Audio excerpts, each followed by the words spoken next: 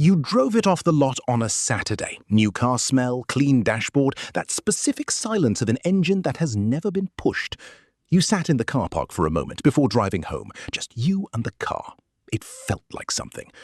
What it actually was, in that exact moment, was the most expensive 60 seconds of the entire purchase.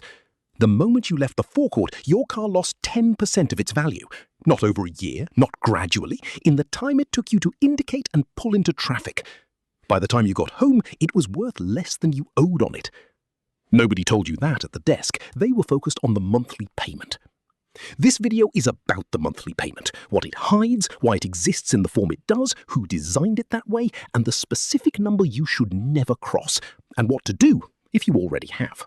The average new car payment in the United States hit a record $772 per month in 2025. More than 1 in 5 new car buyers is now paying over $1,000 per month, not for a luxury vehicle, for a regular car purchased by a regular person on a regular income.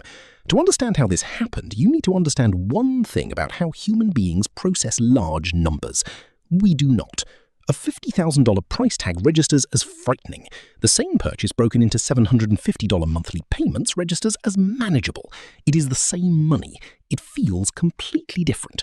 The car industry understood this before most industries. The shift from selling cars to selling monthly payments happened gradually and then completely. Walk into any dealership today and within 3 minutes the conversation moves from the price of the car to what you can afford per month. That shift is not an accident. It is the entire business model. When you focus on the monthly payment, the dealer adjusts every other variable, the price, the interest rate, the loan term, in ways that cost you significantly more while keeping the monthly number where you feel comfortable. The rule: a car payment is not a price. It is a price hidden inside a duration. The number that matters is not what you pay per month. It is what you pay in total. Most people never calculate the total. The monthly payment trick is the first layer. The second layer is quieter. You do not notice it until you try to sell. Level 2. The depreciation nobody mentioned. The moment you drove off the lot, your car lost 10% of its value. Not because you damaged it, because it is now a used car. The market charges a premium for new. The moment it is registered in your name, that premium disappears. By the end of year 1, your new car has lost around 20% of what you paid. By year 5, it has lost 60%. You are still paying the loan on what you paid. The car is worth what it is worth now. The gap between those two numbers is where the trap lives. Real numbers. You buy a car for $50,000. 10% down, $5,000. 72-month loan at 6.9%. Monthly payment, approximately $780. Total paid over 6 years, including interest, around $61,000. At the end of year 3, you decide to sell. You have paid roughly $33,000 in total. You still owe approximately $28,000. You look up the car's value, it is worth $25,000. You owe more than it is worth. You are underwater. You are one of the 30.9% of people who traded in a vehicle in early 2026 and found the same thing. The average negative equity on underwater trade-ins hit an all-time high of $7,183. 1 in 4 underwater buyers owes more than $10,000 over the value of their car. They bought a car. They ended up with a debt they cannot escape by selling the thing the debt is attached to. The rule: depreciation is the cost nobody puts on the price tag. The car loses value every day. The loan does not. The gap between those two lines is the trap. And the longer the loan term, the wider the gap. Depreciation is mathematics. What happens next is psychology. And the psychology is where it gets expensive. Level 3. The identity that was sold to you.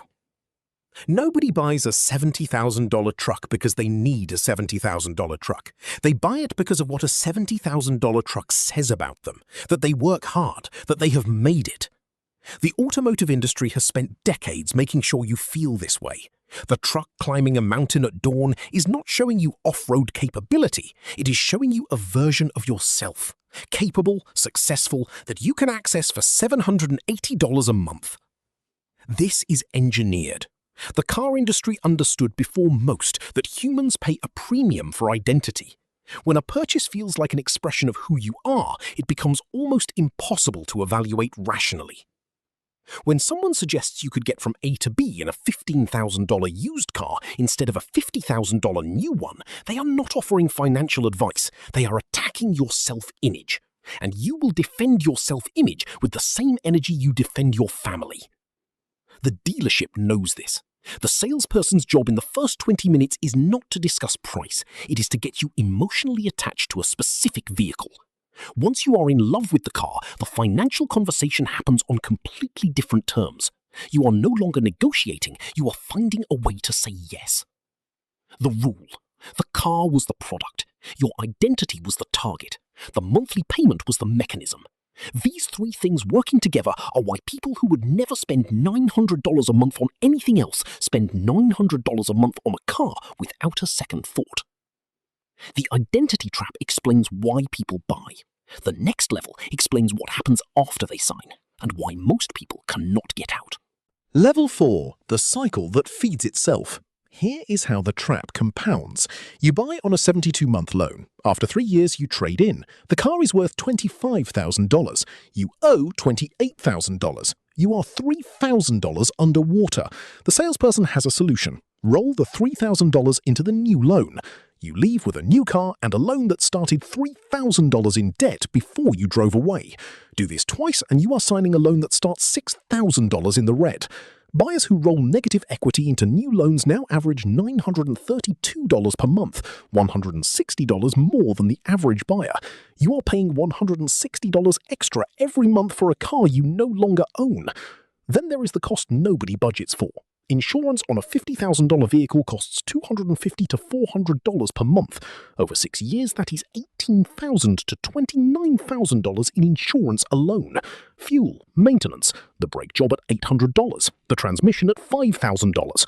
Add it all up. A $50,000 car on a 6-year loan, loan payments, interest, insurance, fuel, maintenance, costs approximately $130,000 over that period. At the end, you own something worth $15,000. You paid $130,000 for a $15,000 asset. The rule. The monthly payment is the smallest number in this story. The total cost of ownership is the only number that matters. Most people calculate the monthly payment. Almost nobody calculates the total. Now you understand the trap. Here is what to do, whether you are already in it or trying to avoid it. Level 5. What to actually do. Get pre-approved before you walk in. Through your own bank, not the dealership's finance department. The dealer earns a commission on the interest rate they place you at. Pre-approval removes their ability to move that number without your knowledge. Calculate the total, not the monthly. Monthly payment multiplied by number of months plus deposit, that is what the car costs. Do this before you agree to anything. Do it in front of the salesperson. Watch the conversation change. Follow the 24-10 rule. 20% deposit, maximum 4-year loan term, total car costs, payment plus insurance plus fuel, below 10% of monthly take-home income. A 4-year loan keeps your depreciation curve and loan balance roughly aligned. Beyond 4 years, they diverge. The divergence is where negative equity lives. Buy used. A car 2 to 3 years old has already absorbed the steepest appreciation. The first buyer took the 10% first-year hit. You buy the result. Same car, 30 to 40% lower price. The reliability difference between a new car and a 2-year-old equivalent is negligible for most makes. If you are already underwater, do not trade in. Every month you make payments, you close the gap. Trading in while underwater locks in the loss and restarts the cycle. Stay in the car. Make accelerated payments if possible, close the gap, exit when the numbers work, not when the salesperson calls. The rule. A car should get you from A to B as cheaply as possible while leaving your wealth intact. The car that does that is almost never the newest, most expensive option. It is the least car you can live with, bought used, paid off quickly, kept until the repairs cost more than the replacement. The average person who buys a new car every 4 to 5 years over their lifetime will spend somewhere between $500,000 and $800,000 on vehicles. Most of them never calculate that number. The monthly payment felt manageable every single time. The car is not the enemy. You need to get places. The trap is the gap between what transportation actually requires and what the industry has convinced you it should cost. A reliable used car is transportation. A $50,000 new car on a 72-month loan is a monthly payment that performs transportation while simultaneously preventing you from building the wealth that would eventually make the car irrelevant. You do not need a worse car. You need the right car at the right price on the right terms. The dealership is very good at making sure you never calculate the difference between those two things while you are sitting at their desk. Now you can calculate it before you walk in.